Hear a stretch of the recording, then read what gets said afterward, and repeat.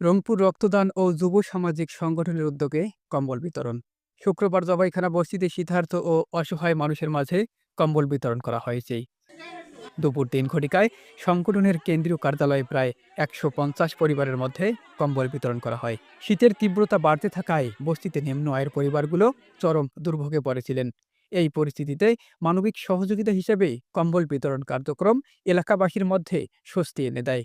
নির্বাহী পরিচালক আসাদুজ্জামান বুলেট জানান, রক্তদানের পাশাপাশি সমাজের সুবিধাবঞ্চিত মানুষের পাশে দাঁড়ানোই তাদের সংগঠনের মূল লক্ষ্য এবং আগামীতেও এ ধরনের কার্যক্রম অব্যাহত থাকবে। নির্বাহী পরিচালক আজাদুল ইসলাম রাজা বলেন, শীতার্ত মানুষের পাশে দাঁড়ানোর অঙ্গীকার। আজ আমাদের স্বেচ্ছাসেবীরা জবাইখানা বস্তিতে অসহায় মানুষের মাঝেই কম্বল বিতরণ করে এসেছি। শীতের প্রকোপে কাঁপতে থাকা হাসি মুখগুলোতে একটু উষ্ণতার ছোঁয়া দিতে পেরে আমরা সত্যি আনন্দিত ও কৃতজ্ঞ। মানবিকতার এই যাত্রা চলুক আরও বিস্তৃতভাবে। মানুষ মানুষের জন্য একটু সহানুভূতি, একটু সহযোগিতা বদলে দিতে পারে অনেক কিছু।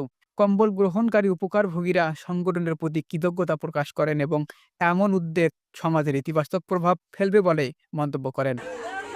নির্বাহী পরিচালক আসাদুজ্জামান রংপুরি বলেন, মানবাধিকারের ধারাবাহিকতায় সংগঠনটি শীতকাল জুড়ে রংপুরের বিভিন্ন স্থানে আরও সহায়তা কার্যক্রম পরিচালনার পরিকল্পনা করে আসছে।